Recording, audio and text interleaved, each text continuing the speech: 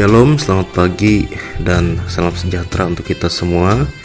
Bapak Ibu Saudara-saudara, pada pagi hari ini saya akan membagikan renungan harian untuk kita semua sesuai dengan Almanak Nas yang terdapat dalam Yosua pasal 20 ayat 1 sampai dengan ayatnya yang ke-9 dengan perikop kota-kota perlindungan. Mari kita bersama-sama berdoa. Bapa di surga, kami bersyukur karena pada pagi hari ini kami boleh dibangunkan dengan kekuatan dan kesehatan yang datang daripada Tuhan. Ketika malam hari tadi kami telah beristirahat, dan pada pagi hari ini pula ya Tuhan, kami ingin mempersiapkan segala sesuatunya untuk memulai setiap aktivitas pekerjaan maupun seluruh bagian aktivitas pribadi kami pada saat ini. Sebelum kami memulai segala sesuatunya itu, kami datang kepada Tuhan, memohon urapan daripada Tuhan untuk kami semua yang akan membaca dan merenungkan firman Tuhan pada pagi hari ini. Biarlah Tuhan boleh bekerja untuk kami semua sehingga kami boleh mengerti, memahami, bahkan terlebih lagi melakukan firman ini dalam kehidupan kami pada hari ini. Dalam nama Tuhan Yesus Kristus kami berdoa, seraya bersyukur. Amin. Saya akan baca untuk kita Yosua pasal 20 ayat 1 sampai dengan ayat yang ke-9. Kota-kota perlindungan. Demikian firman Tuhan. Berfirmanlah Tuhan kepada Yosua demikian. Katakanlah kepada orang Israel begini, tentukanlah bagimu kota-kota perlindungan yang telah kusebutkan kepadamu dengan perantaraan Musa, supaya siapa yang membunuh seseorang dengan tidak sengaja, dengan tidak ada niat lebih dahulu, dapat melarikan diri ke sana, sehingga kota-kota itu menjadi tempat perlindungan bagimu terhadap penuntut tebusan darah. Apabila ia melarikan diri ke salah satu kota tadi, maka haruslah ia tinggal berdiri di depan pintu gerbang kota dan beritahukan perkaranya kepada tua-tua kota. Mereka harus menerima dia dalam kota itu dan memberikan tempat kepadanya, dan ia akan diam pada mereka. Apabila penuntut tebusan darah itu mengejar dia, pembunuh itu tidak akan diserahkan mereka ke dalam tangannya, sebab ia telah membunuh sesamanya manusia dengan tidak ada niat lebih dahulu dan dengan tidak menaruh benci kepadanya lebih dahulu. Ia harus tetap tinggal diam di kota itu sampai ia dihadapkan kepada rapat jemaah untuk diadili. Sampai imam besar yang ada pada waktu itu mati, maka barulah pembunuh itu boleh pulang ke kotanya dan ke rumahnya, ke kota dari mana ia melarikan diri.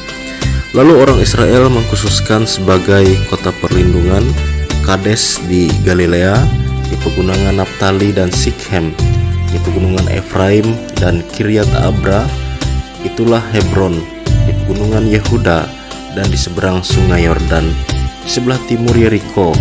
Mereka menentukan Bazer di padang gurun di dataran tinggi dari suku Ruben, dan Ramot di Gilead dari suku Gad, dan Golan di Basan dari suku Manasye.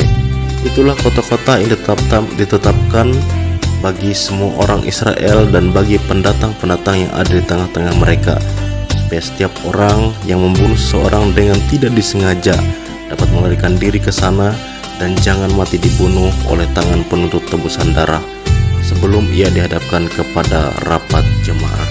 Yang berbahagia ialah mereka yang mendengarkan firman Tuhan dan yang memeliharanya dalam kehidupannya hari lepas hari. Amin. Bapak Ibu Saudara-saudara yang terkasih dalam Tuhan kita Yesus Kristus, selamat pagi, shalom, salam sejahtera untuk kita semua. Saya percaya kita yang pada hari ini mendengar dan merenungkan firman Tuhan yang dibagikan pada pagi hari ini, semuanya dalam kondisi baik-baik saja dan bersiap untuk memulai setiap aktivitas dan kegiatan kita pada hari ini. Bapak Ibu Saudara-saudara, dalam nas ini kita dapat melihat sebuah perintah bagi Yosua yang pada saat itu mengambil alih kepemimpinan bangsa Israel setelah kepemimpinan Musa. Perintah ini telah terlebih dahulu disampaikan Allah kepada Musa secara panjang lebar dalam Bilangan pasal 35 ayat yang ke-9 sampai dengan ayat yang ke-34, yang menjelaskan secara terperinci mengenai pembunuhan yang disengaja, yaitu dalam ayat 16 sampai 21, dan pembunuhan yang tidak disengaja yang terdapat dalam ayat 22 sampai 23.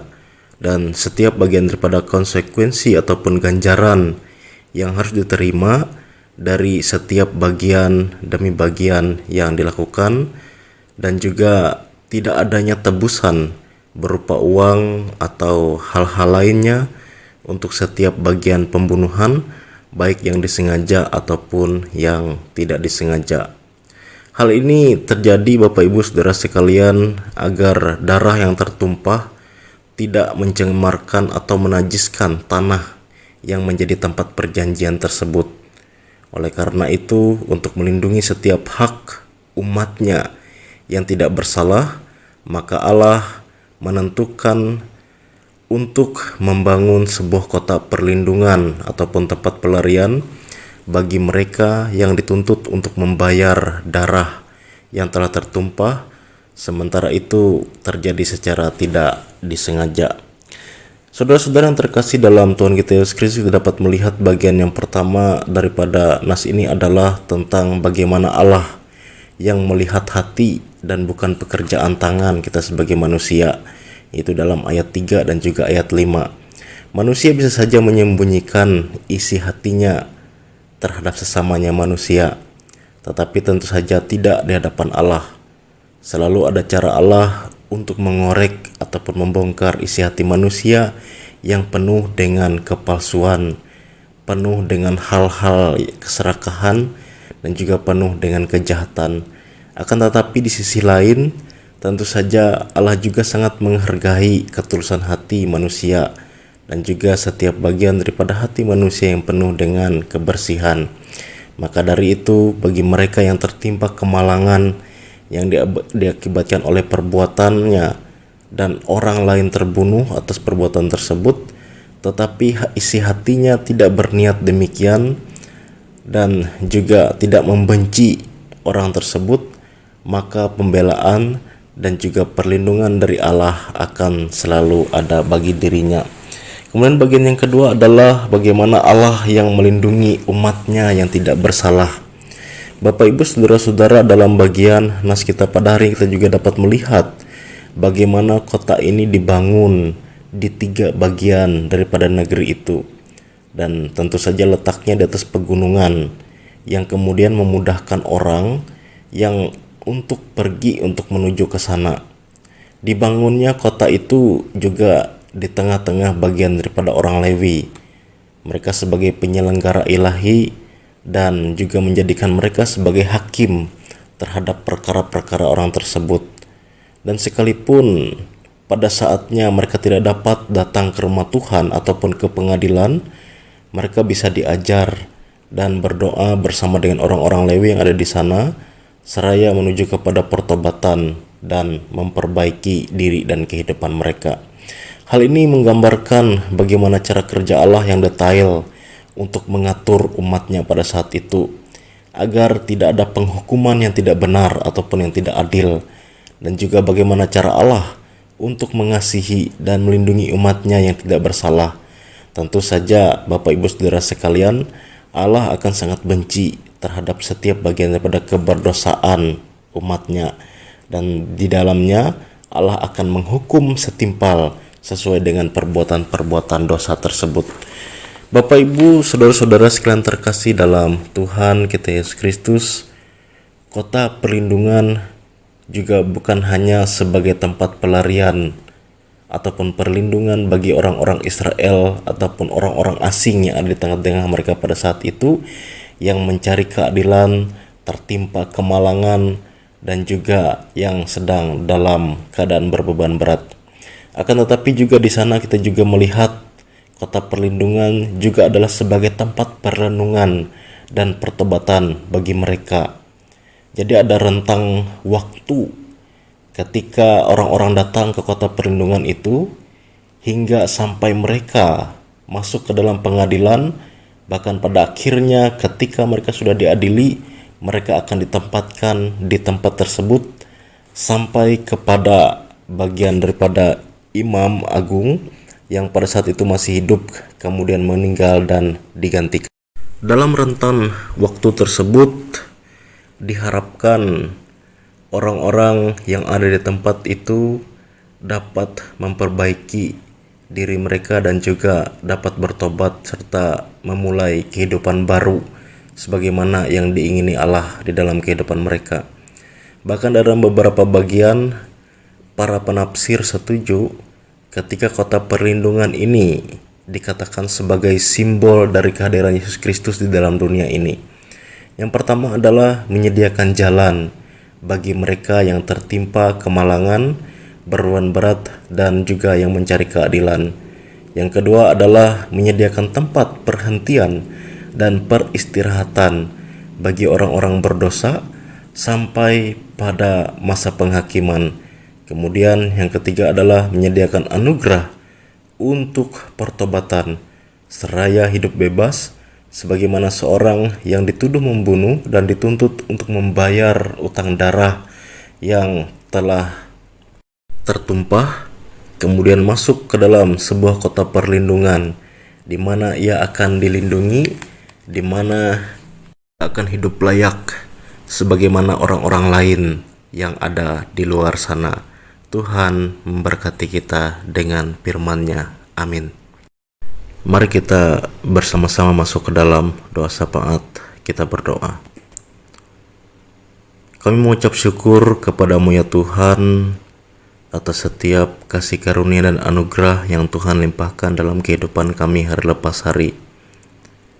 Kami mengucap syukur karena pada pagi hari ini kami boleh memulai segala aktivitas dan kegiatan kami dengan merenungkan dan mendengarkan firman Tuhan serta berdoa bersama. Biarlah segala sesuatu yang baik yang datang dari firman Tuhan kepada kami pada pagi hari ini boleh benar-benar menerangi setiap hati, pikiran, dan jalan kehidupan kami, sehingga setiap jalan-jalan kehidupan kami hanya boleh tertuju dan tertuntun kepada kebenaran menurut perintah dan firman Tuhan. Terima kasih kepadamu ya Tuhan. Kami juga bersyukur karena pada pagi hari ini kami memperoleh kekuatan, kesehatan, serta semangat yang baru untuk memulai segenap aktivitas dan kegiatan kami. Kami juga memohon agar Tuhan boleh memberkati setiap bagian daripada aktivitas, kegiatan, rencana-rencana kami pada hari ini. Dan biarlah setiap apapun yang kami kerjakan boleh berjalan dan berlangsung dengan baik dengan penyertaan pertolongan yang datang daripada Tuhan. Sehingga setiap yang kami kerjakan dan usahakan pada hari ini semuanya boleh menghasilkan hasil yang terbaik untuk kami semua ya Tuhan. Karena kami akan percaya Tuhan senantiasa mengaruniakan kepada kami pemeliharaan dan penjagaan. Pada saat ini ya Tuhan, kami ingin menaikkan doa kami kepadamu terkhusus untuk bangsa dan negara kami, negara Indonesia ini ya Tuhan. Dalam setiap bagian pemerintahan dan pimpinan-pimpinan kami, baik dari tingkat pusat, provinsi hingga ke kabupaten kami Murung Raya ini, Tuhan boleh memberkati setiap pemimpin-pemimpin kami, setiap jajaran-jajarannya. Dan biarlah dengan tangan kasih Tuhan yang membentuk dan berkarya di dalam setiap bagian daripada pekerjaan mereka, semuanya boleh berlangsung dan berjalan dengan baik dengan tuntunan dan pemeliharaan datang daripada Tuhan. Demikian pula kami juga berdoa untuk gereja-Mu ya Tuhan, terkhusus untuk gereja kami, Gereja Kalimantan Evangelis, yang hingga hari ini terus berjuang untuk memberitakan Injil di seluruh bagian daripada tanah Kalimantan dan sekitarnya ini ya Tuhan. Kami memohon bagian daripada penyertaan Tuhan, biarlah Engkau sang kepala gereja itu terus menuntun, memelihara di sepanjang jalan bagian daripada pelayanan kami, baik kami sebagai pendeta, vikaris, penginjil, penatua, diakon, dan seluruh orang-orang yang ambil bagian di dalamnya, baik dari tingkat sinode, resort, bahkan hingga ke tingkat jemaat, terkhusus di resort Puruk Cahu dan sekitarnya ini ya Tuhan. Kami akan percaya setiap apapun yang kami kerjakan untuk kepujian kemuliaan bagi nama Tuhan, semuanya boleh berjalan berlangsung dengan baik. Nama Tuhan senantiasa dipermuliakan dan seluruh bagian daripada Injil Tuhan senantiasa dapat diberitakan. Terima kasih kami bersyukur kepadamu ya Tuhan. Pada hari ini kami ingin menaikkan doa kami untuk jemaat Tuhan di Jemaat Laca Mangko GKI Beras Belangi ya Tuhan. Kami berdoa untuk setiap keberadaan hamba-Mu yang ada ditempatkan di tempat sana ya Tuhan, baik itu pendeta pelayanan, baik itu penatua, diakon, dan orang-orang yang ambil bagian untuk mendukung pelayanan di jemaat ini ya Tuhan. Biarlah Tuhan boleh memberkati dan menyertai setiap pelayanan mereka. Biarlah Tuhan boleh memberkati dan menyertai seluruh bagian daripada keluarga rumah tangga mereka, bahkan setiap dari bagian pekerjaan dan juga pelayanan mereka boleh menjadi sana berkat untuk jemaat Tuhan yang ada di tempat ini ya Tuhan, dan juga untuk kepujian dan kemuliaan bagi nama Tuhan senantiasa. Kami juga berdoa untuk setiap bagian daripada keluarga demi keluarga di jemaat ini ya Tuhan, baik kami sebagai seorang ayah, sebagai seorang ibu, suami, istri, bahkan sebagai bagian daripada anak-anak sebagai buah daripada cinta kasih. Biarlah kami tetap dipersatukan dengan cinta kasih datang daripada Tuhan yang terus mengikat kami dalam tali kekeluargaan dan persaudaraan. Biarlah setiap bagian daripada harapan, cita-cita dan rencana kami ke depan dengan hadirnya Tuhan di dalamnya, semuanya dapat terwujud dengan baik dengan penyertaan datang daripada Tuhan. Setiap pekerjaan usaha kami, kemampuan, kecakapan, bahkan hikmat dan bijaksana Tuhan limpahkan di dalam kehidupan kami, sehingga segala sesuatunya boleh berjalan berlangsung dengan baik. Bahkan berkat Tuhan boleh kami nikmati di tengah-tengah bagian daripada ruang lingkup kehidupan keluarga rumah tangga kami. Terima kasih ya Tuhan. Kami juga berdoa untuk yang pada saat ini sedang dalam keadaan sakit dan yang berbeban berat. Tuhan boleh memulihkan, menyembuhkan. Tuhan boleh memberikan air kesegaran-Mu, memberikan sukacita, damai sejahtera, sehingga segala sesuatunya boleh juga berjalan dengan baik dengan penyertaan datang daripada Tuhan. Terima kasih Bapa. Ini doa dan permohonan kami dalam satu nama yang berkuasa. Kami berdoa dan mengucap syukur, yaitu dalam Yesus Kristus Tuhan dan Juru Selamat kami yang hidup, yang mengajarkan kami berdoa demikian. Bapa kami yang ada di sorga, dikuduskanlah nama-Mu, datanglah kerajaan-Mu, jadilah kehendak-Mu di bumi seperti di sorga. Berikanlah kami pada hari ini makanan kami yang secukupnya, dan ampunilah kami akan kesalahan kami, seperti kami juga mengampuni orang yang bersalah kepada kami. Jangan bawa kami ke dalam pencobaan, tapi lepaskanlah kami daripada yang jahat, karena Engkau lah yang mempunyai kerajaan dan kuasa dan kemuliaan sampai selama-lamanya. Amin. Tuhan memberkati engkau dan melindungi engkau. Tuhan menyinari engkau dengan wajah-Nya dan memberi engkau kasih karunia. Tuhan menghadapkan wajah-Nya kepadamu dan memberi engkau damai sejahtera. Amin.